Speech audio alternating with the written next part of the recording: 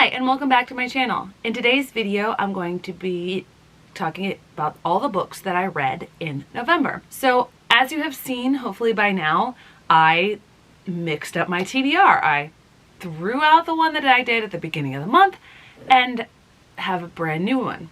But I have a whole video about that, which I will link in the description. These first few books that I read were on the old TBR, and we start with The Black Tides of Heaven. So I actually did not finish this book until the 7th of the month because of a book that I'm going to talk about in a minute. Now, this is one of the books for Murphy's Patreon. I'd never heard of it. I actually had to Google it a couple times to make sure I got the right one because I wasn't expecting a YA book. I wouldn't actually classify this book as YA. I found it very intriguing as I read. Now, in this book, the main character is Aheka, or however that's pronounced. And Aheka is one of a set of twins that is sort of sold to the monastery when they are born. Actually, that's the reason that they are conceived. And that actually is part of the very unique magic system of this world. And throughout this book, it serves as an exploration of Aheka's life from young childhood, which there's smaller sections of, growing up until about age 39. And one of the interesting things about this world is that every single person that is born without a gender. And they wear clothes that designate that they have not yet chosen a gender. And it is up to them to choose that gender. Now, certain people, political pawns, etc., they declare fairly early. It is typical for someone to declare by the time they reach late teenage years. This I found fascinating, and the process I didn't actually understand, and a lot of the magic I didn't understand, and it wasn't very clear. I didn't mind at first, but eventually it became a little distracting, and I didn't really see where the book was going. I have never had this short of a book feel like such a slow pace. And I didn't mind, and it's not a bad book. And I have since learned that the author, who is now known as Neon Yang, not J.Y. Yang, as is written on this when this book was published, has written sequels to this book, and it further explores the world and the people involved in it. Honestly, though, I do not feel compelled enough to read the rest of the series. So I thought it was decent, but not great. The next book, on the other hand, I adored. The Queen of Water. This is a fictionalized true story of a young Ecuadorian Quechua girl. I hadn't read much about it when I did my first TBR, and I thought it was more historical fiction. It is slight historical fiction because it's set in the 80s or 70s, somewhere around there, but it's not as far back as I thought. I thought this book was amazing. The author, Laura Rousseau, actually spoke with the real-life Queen of Water, and she was a fascinating real-life person, and the events of her life are tragic, and yet I felt myself drawn to this book, to the culture. I remembered things from my previous journeys to Ecuador, and I really want to go back, but for that reason, I really loved this book.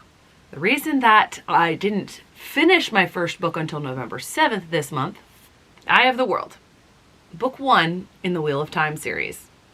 A lot of people are reading this book right about now. Of course, I'm one of them. I did have it on my TBR list on Goodreads. I just bumped it up a little bit in hopes of finishing books 1 and 2 before the Amazon Prime series came out. Spoiler alert, finished book 1, didn't finish book 2 by the time the series came out. Since it's on Amazon Prime, I can always wait to watch those until I finish it. I really enjoyed it. I found Robert Jordan's world compelling.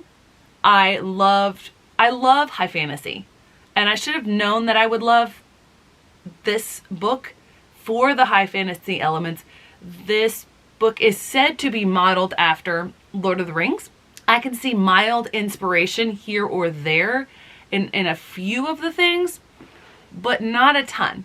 I really think that a lot of people who ascribe a very Lord of the Rings-like structure to Eye of the World take more from what Robert Jordan has said inspired him than actually fundamentally matches the structure of this book. That being said, a lot of high fantasy, because Tolkien is basically the progenitor of that, can be said to have Lord of the Rings inspiration. I really enjoyed all of the characters. I don't really have a favorite. Now, if I had to pick, I would say Rand, because we spent so much time in his head. I think Robert Jordan set up a very compelling intro into the rest of the world and what it's going to be. In fact, I'm actually more intrigued by Lan, especially by what we learn about Lan at the end of this book. Boy howdy, does he become one of my favorite characters. And now that I say that, I can see how Lan is very much like an Aragorn figure. However, I can see the comparisons, but whatever. I digress. I enjoyed this. I am about 50 to 70 pages into The Great Hunt. I'm enjoying it, but it'll be a little while before I pick it up just because I'm in the mood for other things. Speaking of those other things, the first book I read on my new November TBR is The Last Fallen Star by Gracie Kim. This is yet another one of the Rick Riordan Present imprints. A lot of the books on the Goodreads Choice Awards for middle grades and children's are Rick Riordan Presents. I enjoyed this. Now, did I enjoy it as much as Tristan Strong? No. Tristan Strong still at this point ranks as top. I love mythology. I love exploring these worlds and how different people interact and how it affects their culture. And for Riley, the main character in this, she not only is exploring the culture, but she's also figuring out who her family really is and what family really means to her, because she is adopted into a gifted clan, but she's not gifted. At least that's what she thinks. But she knows that, and she still loves it. She still supports it. She is supporting her sister, who has this special ceremony when she basically comes of age. But her sister actually also tries to help her get that magic because her sister wants it for her. The exploration, the things that Riley and her best friend Emmett have to do throughout the course of this book, I loved. I thought it was a great exploration of it. What I wish could have happened more was a little bit more of the exploration of the familial relationships. We get a lot of telling that Hattie and Riley are like best sister friends. Now, granted, Hattie isn't around for a lot of the story, but even in the beginning, we just get a lot of telling and not showing. Again, the parents aren't in it that much, but I would have loved more showing, not telling of their great relationship. That being said, 3.5, 4 stars. I think I rated it 4 stars. Solid start to the new TBR. Next, I have The 13th Fairy by Melissa De La Cruz. This book is one of the nominees for the Goodreads Choice Award in the middle grades and children's book categories. I expected, obviously, based on the cover, there to be more about this lamp, but there's hardly any mention of this particular lamp. This book felt highly formulaic, static characters, highly predictable. I usually enjoy fairy tale retellings. I loved the TV show Once Upon a Time. I think the idea of being able to go into a book is phenomenal.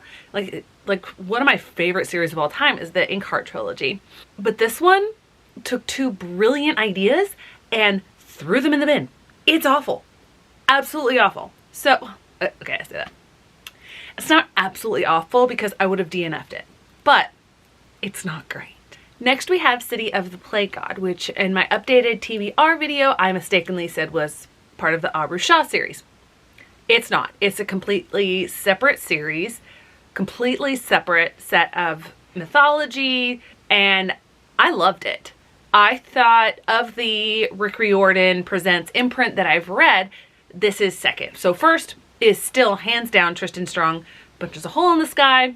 This one comes second. In this book, the main character, Sikh, whose full name I have forgotten, he is the son of Iraqi immigrants. He is an American citizen. He was born in New York. His older brother, who we find out at the beginning has passed away in an accident back in Iraq, was born in Iraq but lived most of his life in New York City with their family. Sikh is doing his best to help his parents run their deli, their restaurant that is named after his brother. And then he notices something, and it turns out to be two demons led by the plague god. I thought this was a really creative way, a really in-depth way to explore this nearly forgotten about culture and mythology and still pay homage to Sikh's Muslim religion. I thought that the author balanced that extremely well. So I really cannot wait to read the next in the series. So the next 3 books are the first 3 books in the Arusha series. At first I thought there were going to be only 4 books in the series and that I would be reading the series finale. That one is actually the one that's on the Goodreads Choice Award list. I thought that because on Goodreads or the Storygraph or something like that, it was labeled the Pandava Quartet, but it's a quintet. But anyway, I digress. I thought that of the 3 that I've read, the first in the series, Arusha and the End of Time, is the weakest out of the series, out of the 4 that I've read. It had enough where I would rate it a little bit above average, so I'm going to keep reading the series. I thought that a lot of the stuff fell flat. I thought that Aru was not actually all that likable of a character. I thought some of the compelling parts of the story and the way that it wrapped up, I thought there was just a little bit missing to actually make it an intriguing story. Now, there was enough to keep me reading, but this is the weakest out of the 3. Next in the series, we have Arusha and the Song of Death. Things definitely start looking up here. We get the addition of Aiden, the across the street neighbor, and Bryn, another Pandava sister. I suppose I should give a little bit of background. So Arusha is based on Indian mythology, and Aru is one of the legendary Pandava brothers, reincarnated.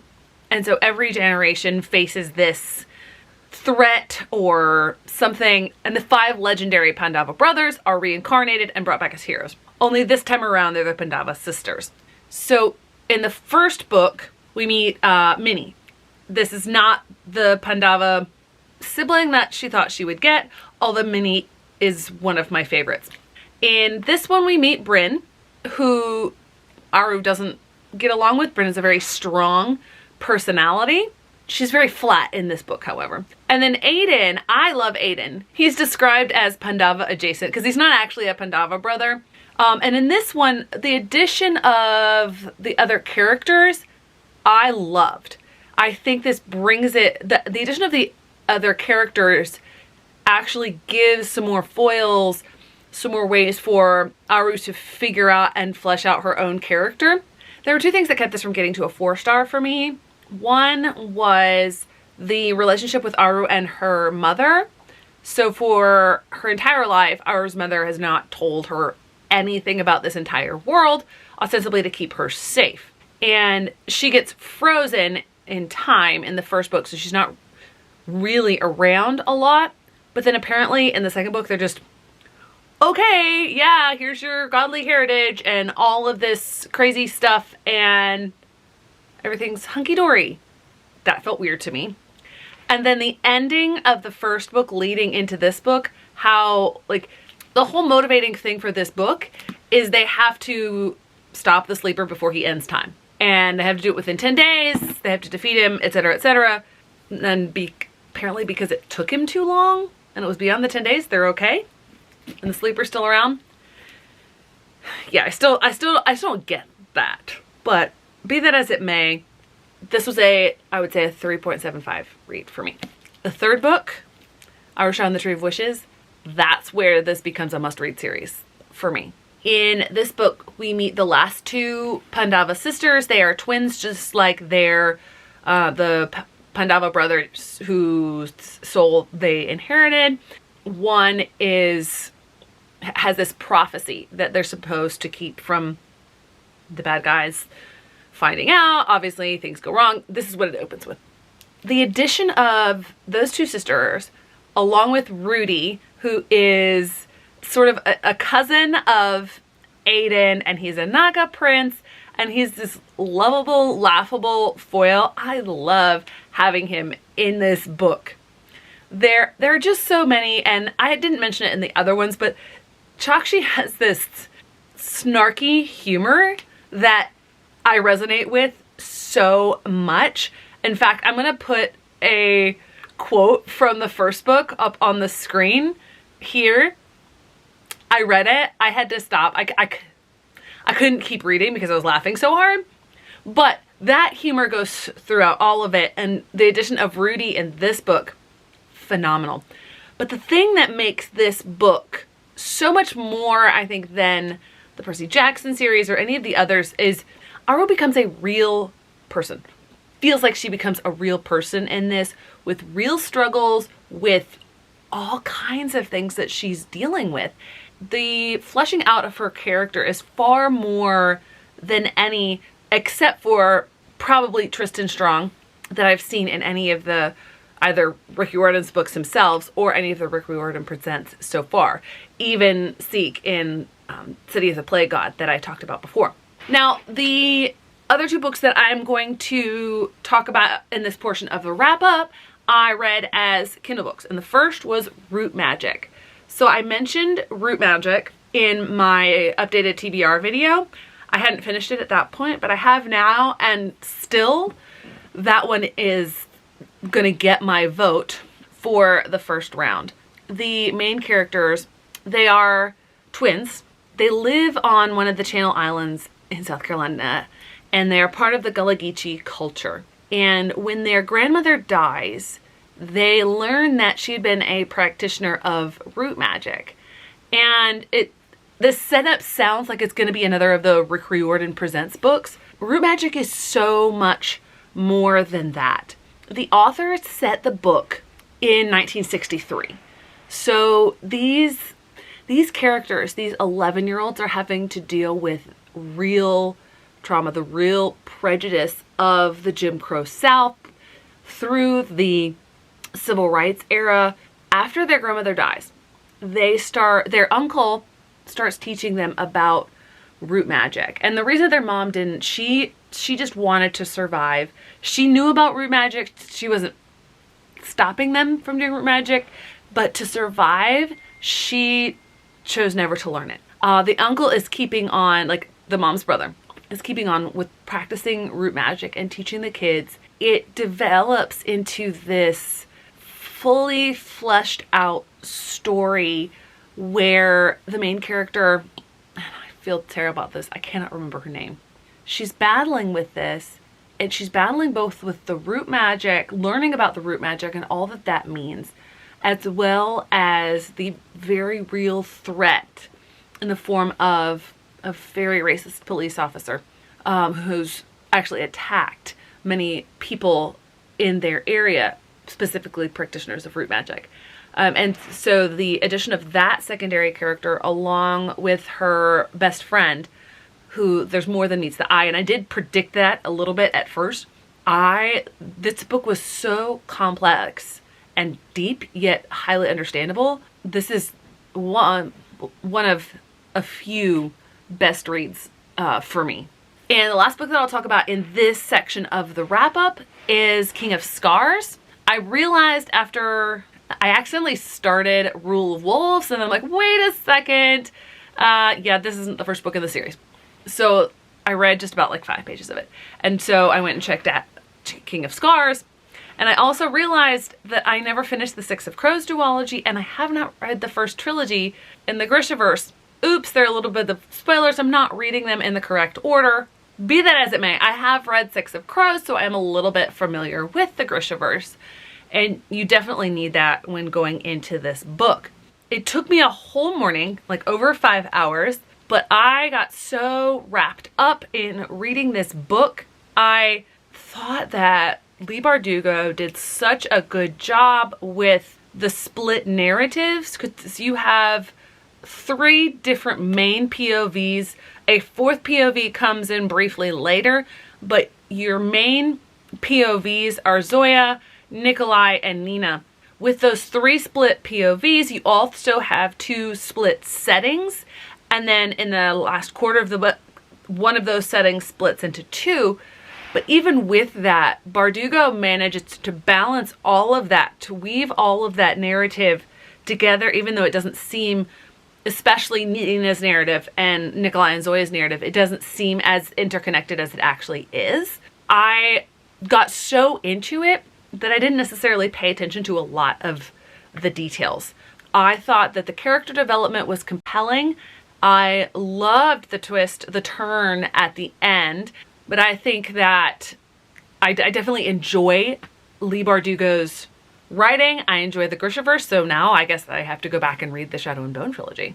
Okay, so after that last bit of the wrap up, I decided to come back and film a little bit of an outro. So I decided, thinking about it, I have a lot of books that I'm reading in these last few days of the month, trying to get through as many of the Goodreads books. So I'm going to actually split my wrap up here.